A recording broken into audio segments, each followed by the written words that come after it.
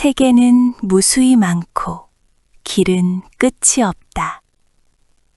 어떤 이야기는 전설이 되어 무림에 전해지고 어떤 진실은 침묵 속에 묻힌다. 이것은 한 방랑자가 만난 수많은 작은 이야기 중 하나.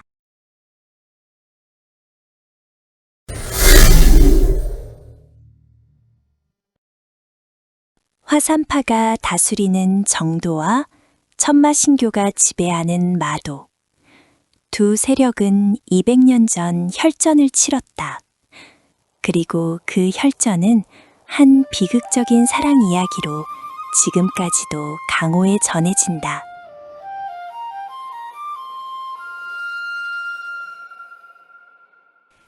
방랑자는 이 마을에 들렀을 때 한 작은 찻집에서 발걸음을 멈췄다. 그곳엔 구수한 국화차 향기와 함께 오래된 강호 이야기의 기운이 흘러나오고 있었다. 어서 오시게. 먼 길 오셨나 봅니다. 여기 앉으시지요. 감사합니다. 이 마을은 고요하군요. 그렇지요. 정파와 마교의 경계 마을이라 무림인들도 잘 안 옵니다. 하지만 옛날엔 이곳도 검기로 뒤덮였지요. 정마대전 때 말입니다. 정마대전이요? 옛 강호의 이야기지요. 궁금하군요. 청해 듣겠습니다.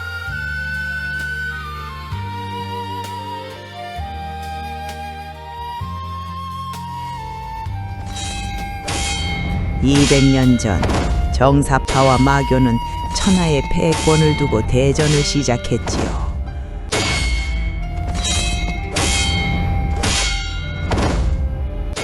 화산파의 소장문과 천마신교의 성녀는 각자 문파를 위해 검을 들었습니다.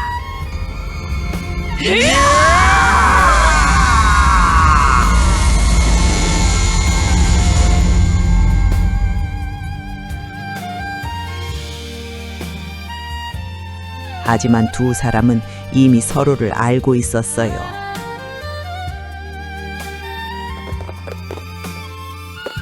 대전이 시작되기 1년 전, 이 경계마을의 중추절 야시에서 만났거든요.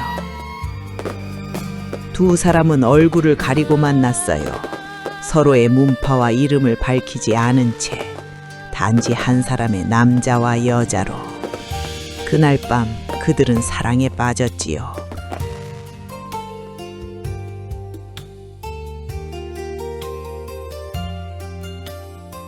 다음 보름에 다시 만나기로 약속했어요. 하지만 정마대전이 터졌습니다. 두 사람은 서로의 진짜 신분을 모르는 채로 대전에 참여했지요. 대전 마지막 날 최후의 결전이 벌어졌어요. 그 전장 한가운데서 두 사람은 마주쳤답니다.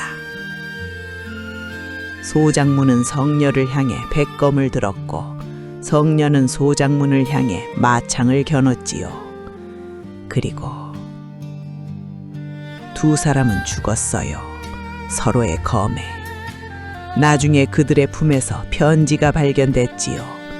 중추절에 만난 서로를 그리워하는 연심의 편지가요. 비통한 이야기로군요.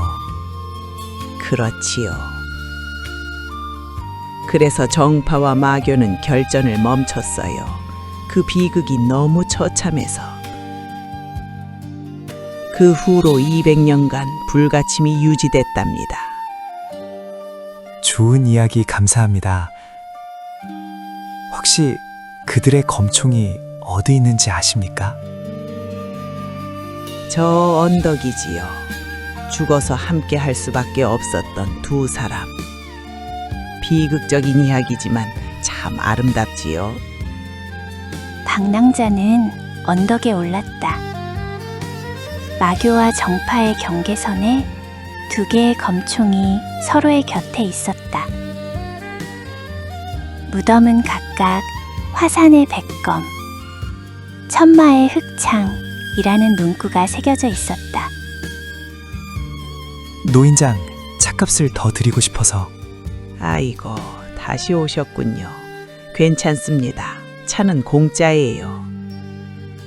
그때 방랑자는 봤다. 보자기 속에 든 낡은 물건들, 빛바랜 여우 가면과 호랑이 가면이 나와 있는 모습을. 노인장, 네, 그 이야기 정말 비통한 이야기로군요. 그렇지요. 하지만요, 아름다운 비극적인 이야기보다 더 소중한 게 뭔지 아십니까? 무엇입니까? 함께 백발이 되는 것이지요. 평범하게, 조용히, 아무도 모르게. 그게 진짜 용기니까요. 전설은 아름답지만 진짜 삶은 훨씬 더 따뜻하답니다. 그렇군요. 날이 저물기 전에 가시는 게 좋겠어요. 산길은 위험하니까요. 네, 감사했습니다. 정말로. 부디 안녕히 가십시오. 그리하겠습니다. 방랑자는 인사를 하고 길을 떠났다. 찻집 입구에 노파가 서서 그가 가는 모습을 바라보고 있었다. 그때 매화향을 은은히 풍기는 백발의 남성이 조용히 그녀의 곁에 나타났다. 두 사람은 서로를 바라보며 미소 지었다. 200년 동안 강호가 믿어온 비극 뒤에 평생을 함께한 평범한 부부가 있었다. 그들은 더 이상 소장문과 성녀가 아니었다. 문파를 버리고 신분을 버리고 단지 서로를 사랑하는 남자와 여자만이 있었다. 강호는 비극을 사랑한다. 장렬한 죽음을, 이루어질 수 없는 연을.